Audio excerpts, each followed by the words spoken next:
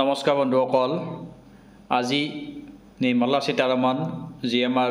Union গভৰ্ণমেণ্টৰ finance minister আছে তেখেতে union budget ঘোষণা কৰিলে আহক আমি এই 2024-25 কাৰণে যিখন বাজেট আছে সেই বাজেটখনৰ মেইন কি পইণ্টছ আছে সেইখিনি অলপ ডিসকাস কৰোঁ কিন্তু সেইখিনি ডিসকাস কৰাৰ আগত আপোনালোকে এই বাজেটখন পঢ়িলে তাত কিছুমান অতি ইম্পৰ্টেন্ট কনসেপ্টস বা আপুনি ওয়াৰ্ড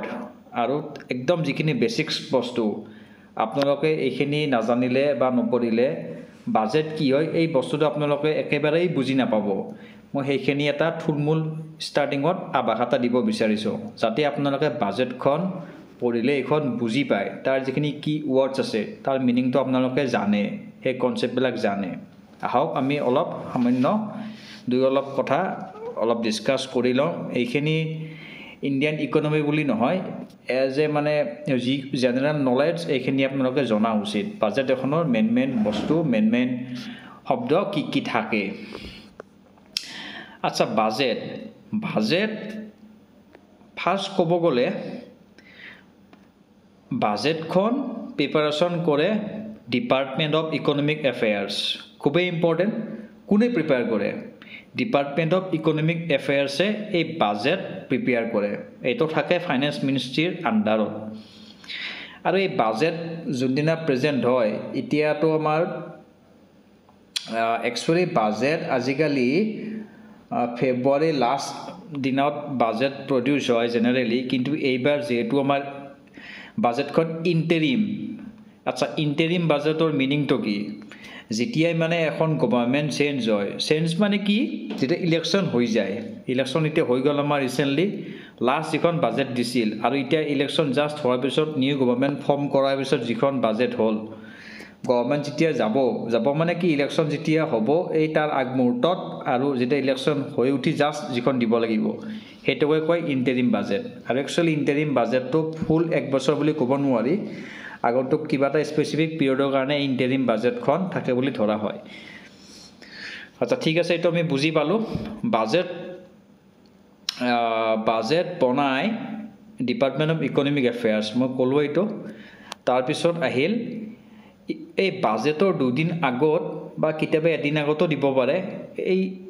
ইকোনমিক সাৰ্ভে বুলি এটা সাৰ্ভে দিয়ে এটো দিয়ে মিনিষ্ট্ৰি অফ ফাইনেন্স খুবই ইম্পৰ্টেন্ট কাৰণ ইকোনমিক সাৰ্ভেত আমাৰ যেটো ইন্ডিয়াৰ জিডিপি গ্ৰোথ ৰেট আছে এই বিলা সম্পৰ্কত ডিসকাশন কৰা হয় তাত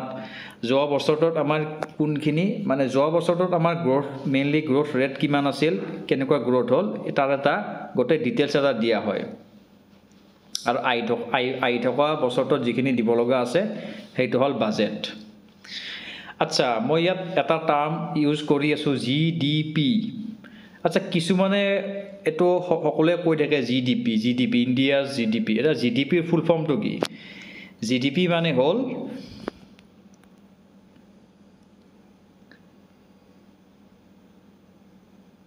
মানে হল গ্ৰছ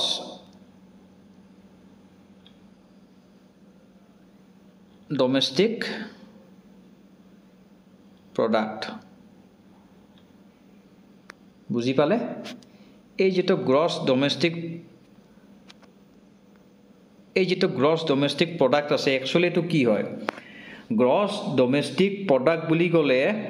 আমি এইটো বুজিব লাগিব যে ধৰি লোৱা এই বছৰ 2000 যেনিবা মই এইটো বছৰৰ এক্সাম্পল দিলো 2024 পৰা 2025 এটা ফাইনান্সিয়েল ইয়াৰত 2024 যেনিবা 1 এপ্ৰিলৰ পৰা 2025 31 মাৰ্চলৈকে এই এবছৰ এই ইন্ডিয়া ৰিজিয়নটোত এটা জিওগ্ৰাফিক্যাল এৰিয়া মানে ইন্ডিয়া কাউন্ট্ৰিখনৰ ভিতৰত যিমানখিনি কমোডিটিজ আৰু সাৰ্ভিস প্ৰডিউস হল তাৰ যেটো ফাইনেল ভ্যালু সেই ভ্যালুটোকে গ্ৰছ ডোমেষ্টিক প্ৰডাক্ট বুলি কোৱা হয় the final value of all commodities and services produced in a country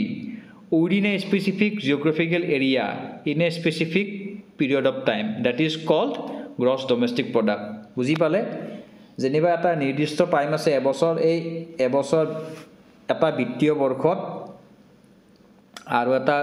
specific geographical area মানে ইণ্ডিয়াখনত যিমানটো গুডছ আৰু ছাৰ্ভিচেছ প্ৰডিউচ হ'ল তাৰ যিটো ফাইনেল ভেলু সেইটোৱে হ'ল গ্ৰছ ডমেষ্টিক প্ৰডাক্ট আচ্ছা economic survey gross domestic product এই GDP ৰেট যিমান আছে এইটো মানে তেওঁলোকে দিয়ে এতিয়ালৈকে হাইয়েষ্ট বাজেট প্ৰেজেণ্ট কৰিছে মৰাজী দেশাই মনত ৰাখিব তেওঁ চাগে 9 বাৰ প্ৰেজেণ্ট কৰিছিল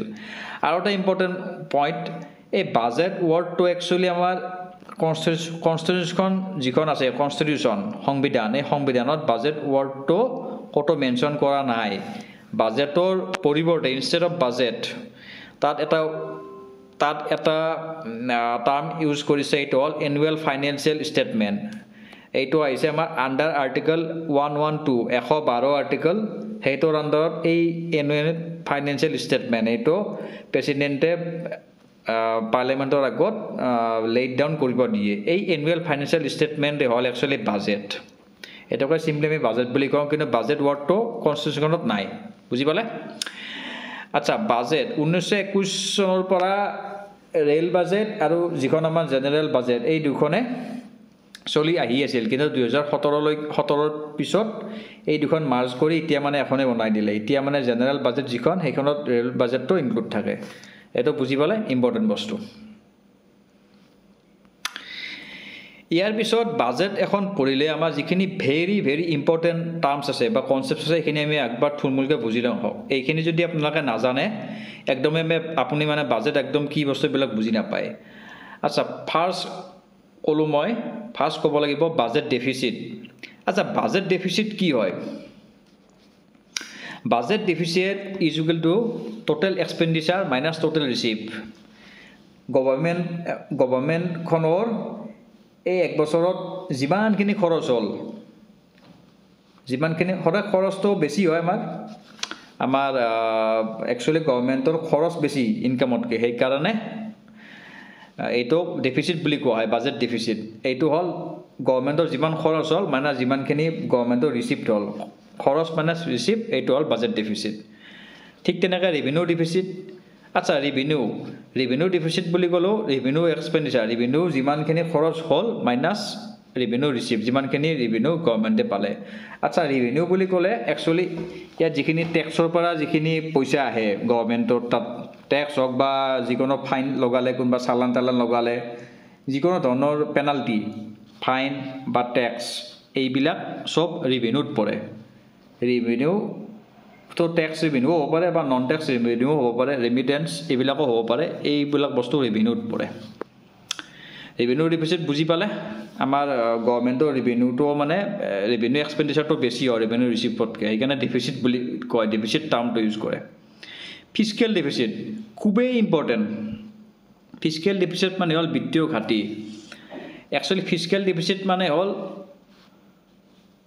total expenditure minus total receipt plus borrowing fiscal deficit মানে হ'ল গভৰ্ণমেণ্টৰ যিমানখিনি খৰচ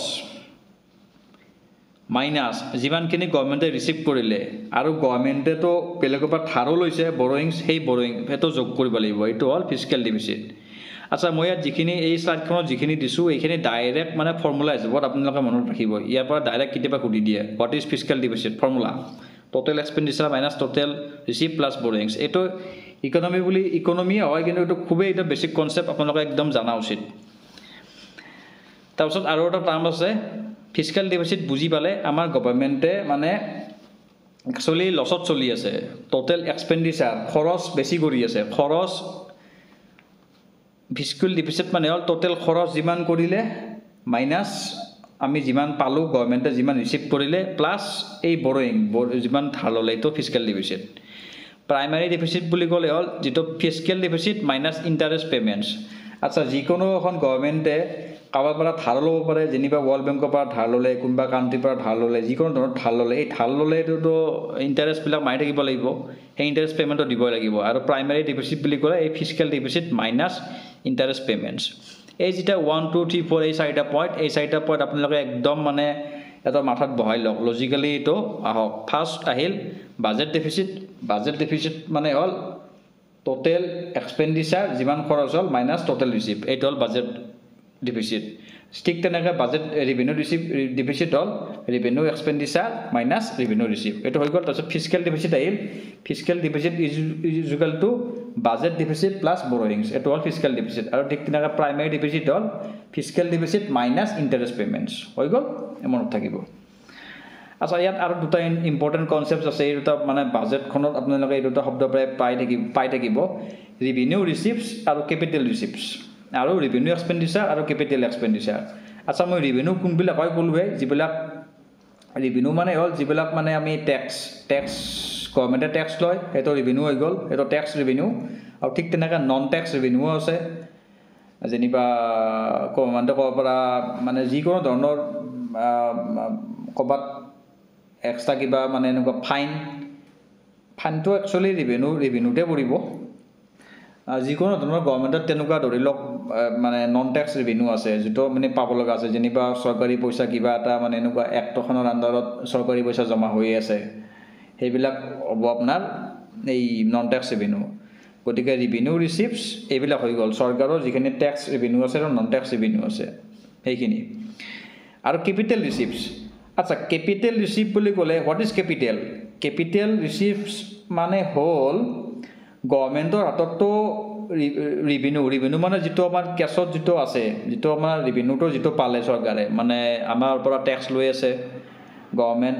যিকোনো ধৰণৰ ইনকাম টেক্স লৈ আছে কিবা লৈছে এইবিলাক ৰেভিনিউ ৰিচিপ্টটো আহি গ'ল আৰু ঠিক তেনেকৈ কেপিটেল ৰিচিপ্টছ বুলি ক'লে এইবিলাক গভৰ্ণমেণ্টৰ কিছুমানটো এছেটো আছে গভৰ্ণমেণ্টৰ কিছুমান কোম্পানী আছে গভৰ্ণমেণ্টৰ বিল্ডিং আছে কিছুমান গভৰ্ণমেণ্টৰ ইনফ্ৰাষ্ট্ৰাকচাৰ আছে এইবিলাক এই এছেট বিক্ৰী কৰি যিটো এটা মানে গভৰ্ণমেণ্টে গেইন কৰে সেইটো একচুৱেলি কেপিটেল ৰিচিপ্ট বুজি পালে আৰু ঠিক তেনেকৈ ৰেভিনিউ এক্সপেণ্ডিচাৰ আৰু কেপিটেল এক্সপেণ্ডিচাৰ এই ৰেভিনিউ এক্সপেণ্ডিচাৰ বুলি ক'লে তাত যিবিলাক আমাক চৰকাৰে চেলাৰী দি আছে এই চেলাৰীবিলাক একচুৱেলি এই ৰেভিনিউ এক্সপেণ্ডিচাৰত পৰে আমাক চৰকাৰে চেলাৰী এইবিলাক চব দি আছে আৰু যিবিলাক ডে টু ডে গভৰ্ণমেণ্টখন ৰান কৰিবৰ কাৰণে যিখিনি পইচা যেনিবা আমাৰ এখন ঘৰ আছে ঘৰখনত যেনিবা আমাৰ টোটেল আমি পইচা পাই আছোঁ যেনিবা 100 টকা মাহটোত এইটো আপোনাৰ যেনিবা ৰেভিনিউ ৰিচিপ্ট আৰু ঠিক যেনিবা আৰু তাৰপিছত আমি যেনিবা খৰচ কৰিছোঁ ডেইলি এটা আমাৰ মেইনটেনেঞ্চ খৰচ আছে সেইটো হ'ল ৰেভিনিউ এক্সপেণ্ডিচাৰ যেতিয়া এই ৰেভিনিউ এক্সপেণ্ডিচাৰটো বেছি হৈ যাব ৰেভিনিউ ৰিচিপ্টতকৈ বহুত বেছি তেতিয়া মানে এইটো এটা মানে ডেঞ্জাৰাছ বস্তু তেতিয়া মানে ইকনমি ডাউন হ'ব কাৰণ গভৰ্ণমেণ্টৰ নিজৰ এক্সপেণ্ডিচাৰটো বাঢ়ি গৈ আছে এই এক্সপেণ্ডিচাৰটো বাঢ়া মানে এইবিলাক মানে ইকনমিৰ কাৰণে এইটো ভাল বস্তু নহয় ৰেভিনিউ এক্সপেণ্ডিচাৰটো বুজি পালে যিবিলাক চেলাৰী দিয়াৰ কাৰণে যিখিনি এক্সপেণ্ডিচাৰ এইবিলাক ৰেভিনিউ এক্সপেণ্ডিচাৰ আৰু তাৰপিছত কেপিটেল এক্সপেণ্ডিচাৰ বুলি ক'লে চৰকাৰে যিটো এছেট আছে চৰকাৰে ধৰি লওক কিবা এটা কোম্পানী মানে এষ্টাব্লিছ কৰিব বা চৰকাৰে যেনিবা কিবা শ্বেয়াৰ ল'ব চৰকাৰে কিবা কোম্পানীৰ এই মানে যিটো লং টাৰ্ম যিটো এছেট কৰিবৰ কাৰণে যিখিনি চৰকাৰে খৰচ কৰে যেনিবা এখন স্কুল বহাইছে বা কলেজ বহাইছে এইটো তাৰ পৰা ধৰি লওক মানে কেপিটেল এছেট বনোৱাৰ কাৰণে চৰকাৰে যিটো খৰচ কৰে এইটো কেপিটেল এক্সপেণ্ডিচাৰত পৰে বুজি পালে কেপিটেল এক্সপেণ্ডিচাৰ ৰেভিনিউ এক্সপেণ্ডিচাৰ মানে হ'ল যিখিনি ডে টু ডে গভৰ্ণমেণ্টখন ৰানিং কৰিবৰ কাৰণে যিখিনি পইচা গভৰ্ণমেণ্টৰ হাতত লাগে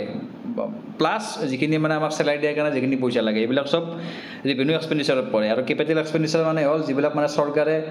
এছেট বনোৱাৰ কাৰণে যিখিনি পইচা মানে চৰকাৰে খৰচ কৰে এইবিলাক কেপিটেল এক্সপেণ্ডিচাৰ বুজি পালে ক'লোঁ আৰু একবাৰ বস্তুটো ৰিকল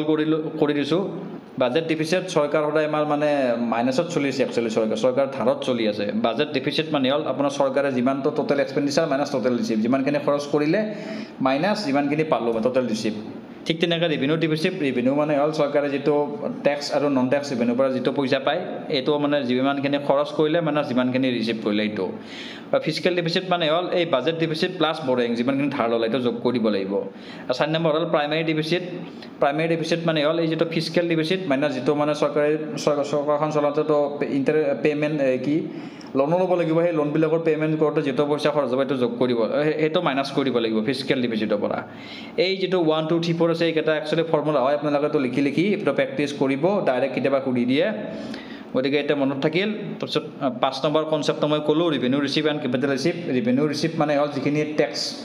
টেক্সৰ পৰা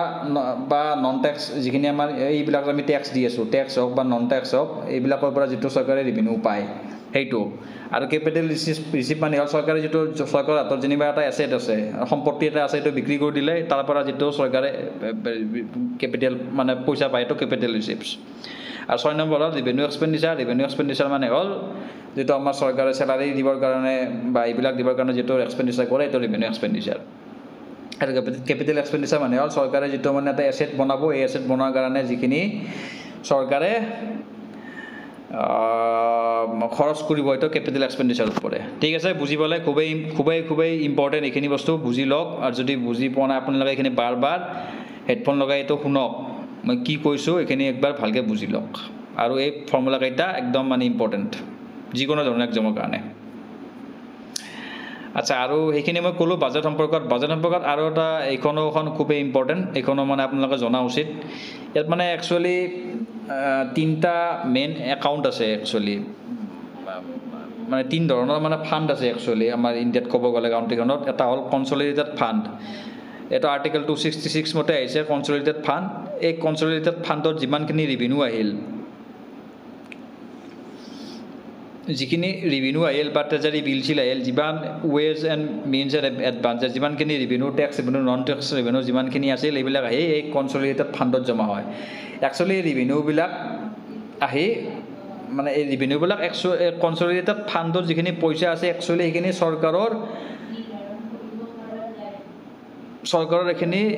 চৰকাৰৰ একচুৱেলি এইখিনি মানে লাইবিলিটি নহয় লাইবিলিটি মানে কি চৰকাৰে এইখন পালে থৈ দিলে আৰু এইটো কনচলিডেটেড ফাণ্ডত সেইটো এইবিলাক বস্তু গৈ থৈ কনচলিডেটেড ফাণ্ডত জমা হয় আৰু কনচলিডেটেড ফাণ্ডৰ পৰা পইচা উলিয়াব লাগিলে পাৰ্লিয়ামেণ্টৰ এপ্ৰুভেল লাগে আৰু এটা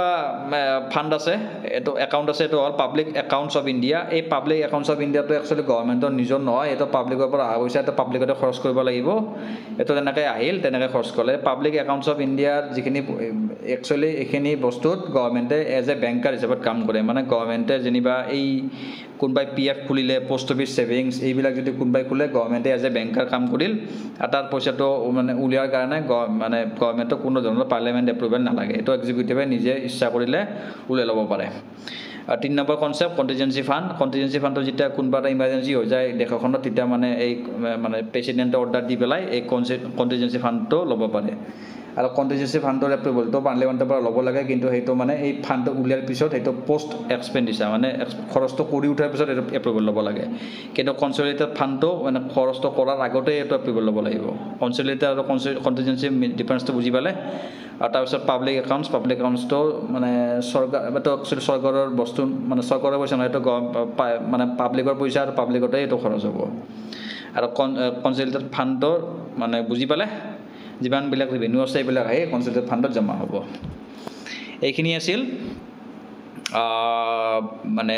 যিখিনি বাজেটৰ মেইন কনচেপ্ট এইখিনি একদম আপোনালোকে একেবাৰেই জনা উচিত এইখিনি নাজানিলে আপোনালোকে বাজেট পঢ়ি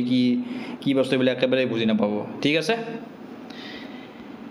এইবাৰৰ বাজেটখনত এইখিনি মই একদম চিম্পল কেইটামান পইণ্টছ দিছোঁ তাৰপিছত মই বাজেটখন অলপ থুলমূলকৈ ডিছকাছো কৰিম এইখিনি চাওক এইবাৰ ইকনমিক ছাৰ্ভেটো মই ক'লোঁ ইকনমিক ছাৰ্ভে আমাৰ গ্ৰ'থ ৰেটটো দিয়ে ইণ্ডিয়াৰ গ্ৰ'থ ৰেটটো এইবাৰ 6.5ৰ পৰা 7%লৈকে গ্ৰ' হ'ব বুলি ধৰিছে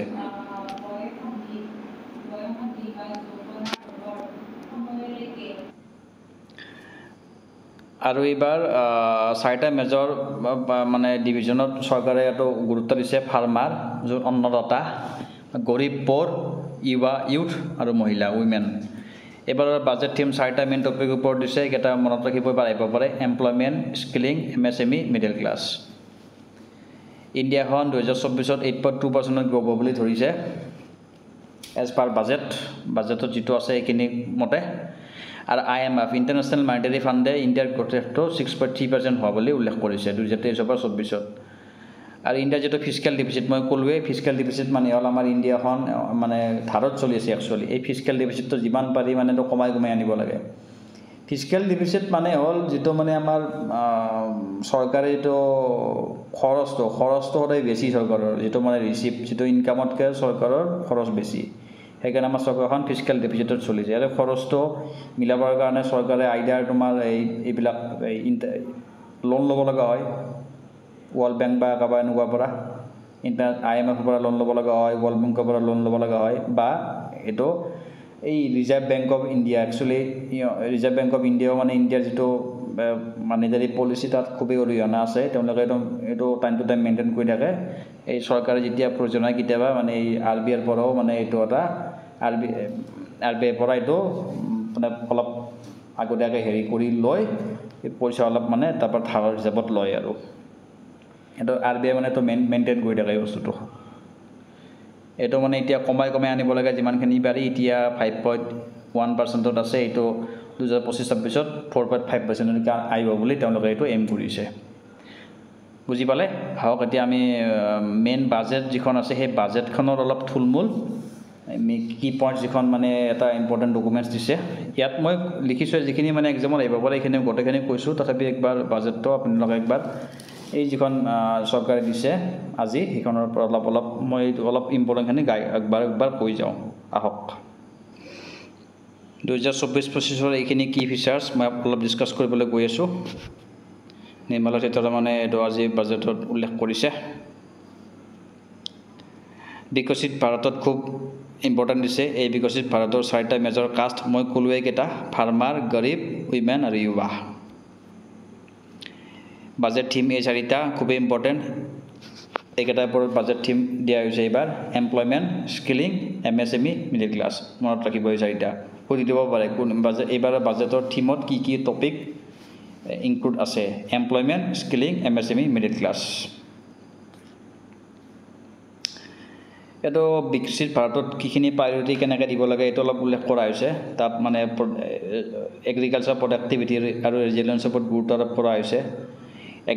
এগ্ৰিকালচাৰ ৰিচাৰ্চবিলাকো কেনেকৈ মানে ট্ৰান্সফৰ্ম কৰি তাত মানে আত্মনিৰ্ভৰ কৰিব পাৰি তাৰ ওপৰতো ফ'কাছ কৰা হৈছে।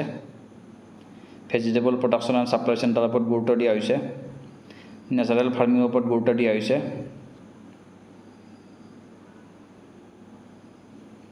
ডিজিটেল পাব্লিক ইনফ্ৰাষ্ট্ৰাকচাৰৰ ওপৰতো গুৰুত্ব দিয়া হৈছে। Jan Samarth based on Kisan credit card তাৰ ওপৰত গুৰুত্ব দিয়া হৈছে। বিকশিত ভাৰতত আৰু এটা টপিক ক'লোঁ, এই ফাৰ্মাৰটো ক'লোঁ। তাৰপিছত এমপ্লয়মেণ্ট এণ্ড স্কিলিং, এই যিটো এমপ্লয়মেণ্ট আছে আমাৰ, এই এমপ্লয়মেণ্ট ওপৰতো গুৰুত্ব দিয়া হৈছে। জব ক্ৰিয়েশ্যনৰ ওপৰত গুৰুত্ব দিয়া হৈছে।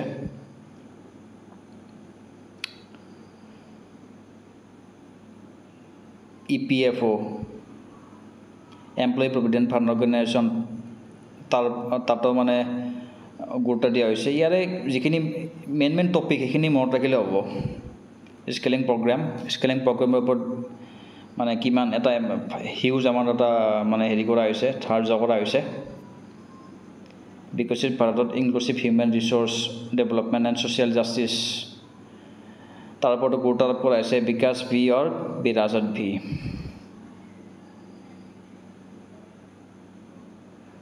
এইখন আপোনালোকে এবাৰ মই লাগিলে আপোনালোক লিংকটো দি দিম, তাৰপৰা ডাউনলোড কৰি ল'ব। এইখন একবাৰ পঢ়ি চাব। মেইন কি বস্তু আছে। ইণ্ডিয়ান পোষ্ট পে'মেণ্ট বেংকৰ ওপৰতো গুৰুত্ব আৰোপ কৰা হৈছে। অন্ধ্ৰপ্ৰদেশক 15,000 কোটি টকা দিব বুলি ধৰা মানে ইয়াত উল্লেখ কৰিছে।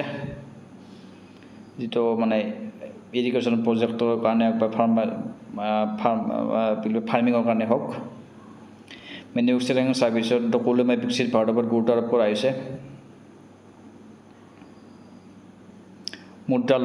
মুদ্ৰা লোনৰ এমাউণ্টটো তৰুণ কেটেগৰীৰ আণ্ডাৰত 10 লাখৰ পৰা 20 লাখলৈকে এইটো ইনক্ৰিজ কৰা হৈছে। আহিব পাৰে এই বস্তুটো আহিব পাৰে মুদ্ৰা লোন। আগতে মুদ্ৰা লোনৰ এমাউণ্টটো আছিল 10 লাখ আণ্ডাৰ তৰুণ কেটেগৰী, এতিয়া এইটো 20 লাখলৈকে মানে বঢ়াই দিয়া হৈছে।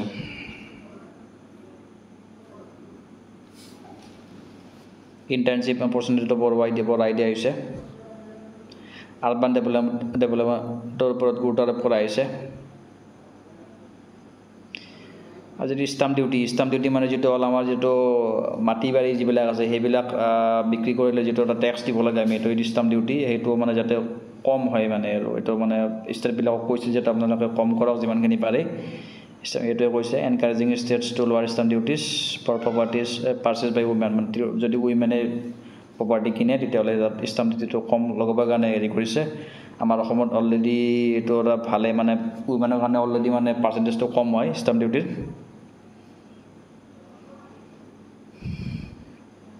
ষ্ট্ৰীট মাৰ্কেটৰ ওপৰত গুৰুত্ব আৰোপ কৰা হৈছে water management transit oriented development তাৰ ওপৰত এইখিনি মেইন পইণ্টছ আৰু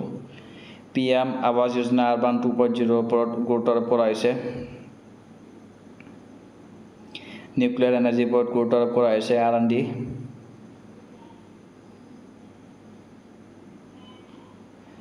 NTPC আৰু VLA মিলি এটা 800 মেগাৱাটৰ কমাৰ্চিয়েল প্লান্ট উলিয়াব থাৰ্মেল প্লান্ট তাৰ ওপৰত মানে ফাণ্ড হেৰি কৰা হৈছে PM সূৰ্য ঘৰ মুফ্ত বিজলী যোজনা যেটা মানে সৌৰ শক্তিৰ এইবিলাক বহাই তাত গুৰুত্ব আৰোপ কৰা হৈছে 1 কোটি হাউচ হোল্ডে এইটো পাব ফ্ৰী ইলেক্ট্ৰিচিটি এইটোৰ পৰা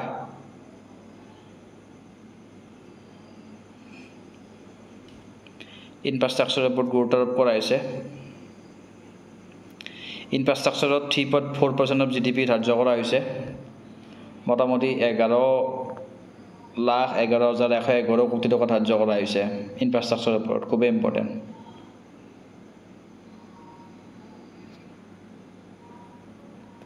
ইণ্টাৰেষ্ট ফ্ৰী লোন দিব ষ্টেটবিলাকক 1.5 লাখ এই এমাউণ্টবিলাক মনত নাৰাখিলেও হ'ব এমাউণ্টবিলাক কাৰো মনত নাথাকে যেখিনি মেইন কোনখিনি বস্তুৰ ওপৰত গুৰুত্ব দিছে মই ক'লোঁ ফাৰ্মাৰ ইউথ উইমেন ইহঁতৰ ওপৰত গুৰুত্ব দিয়া হৈছে 4টা ছেক্টৰ এমপ্লয়মেণ্ট এণ্ড স্কিলিং তাৰপিছত এগ্ৰিকালচাৰ তাৰপিছত MSME এইবিলাক এই যেটা মই ক'লোঁ এইকেইটা টপিকৰ ওপৰত গুৰুত্ব দিয়া হৈছে এডুকেশ্যনৰ ওপৰত গুৰুত্ব দিয়া হৈছে ফ্লাড মিটিগেশ্যন কেনেকৈ ফাইনেন্সিয়েল ছাপোৰ্ট দিয়া হ'ব কোচি মেকি ইণ্টাৰেষ্টেড লিংক তাৰ ওপৰত মানে কেনেকৈ এইটো ফ্লাড মিটিগেশ্যন কেনেকৈ কৰিব পাৰি এইবিলাক এটা ইম্পৰ্টেণ্ট বস্তু আছে assistance for flood management and related projects Assam Sikkim and Uttarakhand এতিয়া আপোনালোক সকলোৱে গম পায় অসমত খুবেই বানপানীৰ সমস্যা তাৰ ওপৰত মানে গুৰুত্ব দিয়া হ'ব এই বাজেটত এইটো উল্লেখ কৰিছে যিহেতু আমাৰ অসমৰ কাৰণে স্পেচিফিক মানে ফাণ্ড দিব পাৰে আৰু ক'লো ইনফ্ৰাষ্ট্ৰাকচাৰ টুৰিজিম ইনফ্ৰাষ্ট্ৰাকচাৰৰ ওপৰত গুৰুত্ব দিয়া হৈছে এই যিটো Vishnupad temple corridor and Mahabodhi temple corridor এই যিটো Vishnupad temple corridor and Mahabodhi temple corridor কোনটো জাত কৰিডৰৰ মানে টুৰিজিমৰ ওপৰত গুৰুত্ব দিছে এটা আহিব পাৰে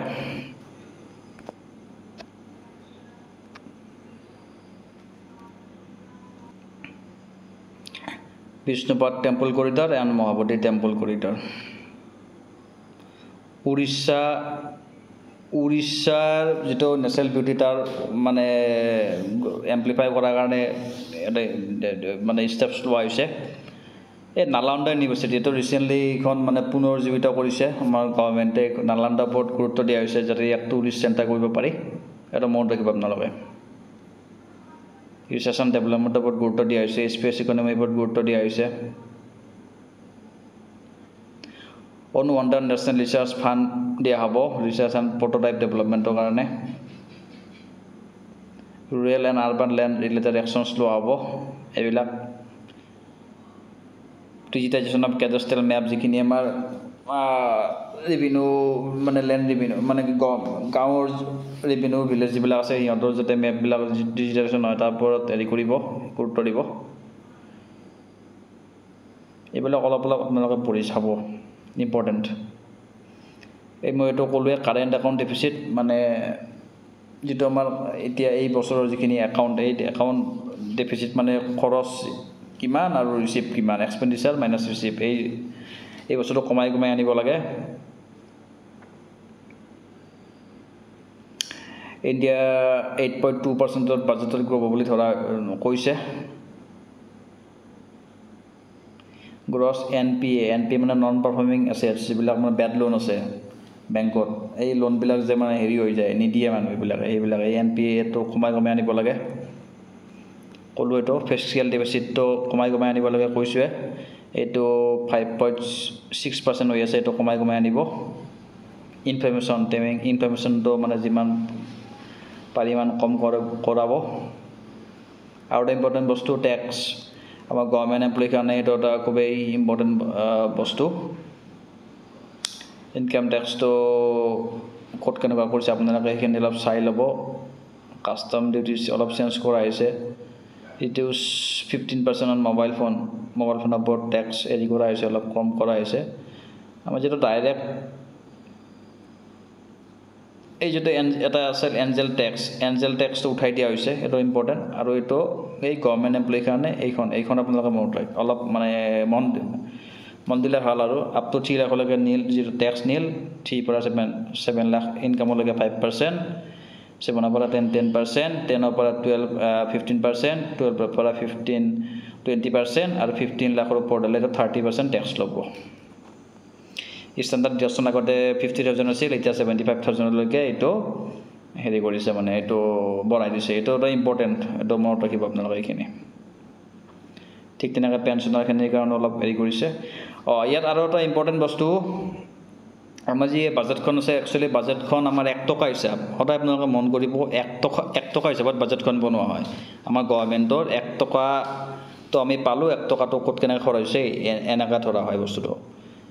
ৰুপিজ কাম ফ্ৰম, 1 টকাটো ক'ৰ পৰা আহিছে, 19 পইচা আহিছে ইনকাম টেক্সৰ পৰা, 27% আহিছে বৰয়িং, ধাৰ লৈ, এইবিলাক। আৰু এটা হায়েষ্ট, এইটো খুবেই ভেৰি ইম্পৰ্টেণ্ট, ক'ৰ পৰা কি আহিছে, হায়েষ্ট ক'ৰ পৰা আহিছে, এইটো কৰিব পাৰে আপোনালোকক। হায়েষ্ট আহিছে আপোনাৰ বৰয়িং এণ্ড লাইবিলিটি, তাৰপৰা 27%। বৰয়িং এণ্ড লাইবিলিটি হ'ল এইটো মানে হায়েষ্ট চৰকাৰৰ মানে ৰিচিপ্ট, তাৰপৰা আহিছে। ছেকেণ্ড আছে আপোনালোকৰ ইনকাম টেক্স, বৰয়িং হ'ল 1 নম্বৰ, ইনকাম টেক্স 2 নম্বৰ, তাৰপিছত GST and other tax, indirect tax এইটো 3 নম্বৰ, তাৰপিছত কৰ্পৰেশ্যন টেক্স 17%। এনেকৈ মনত ৰাখিব। আৰু ক'ত চৰকাৰে খৰচ কৰিছে সেইটো এটা important. Rupees goes to, highest ক'ত খৰচ কৰিছে, চেণ্ট্ৰেল ছেক্টৰ স্কিমবিলাকৰ কাৰণে 16%, এণ্ড ডিফেন্স এণ্ড ছাবচিডি।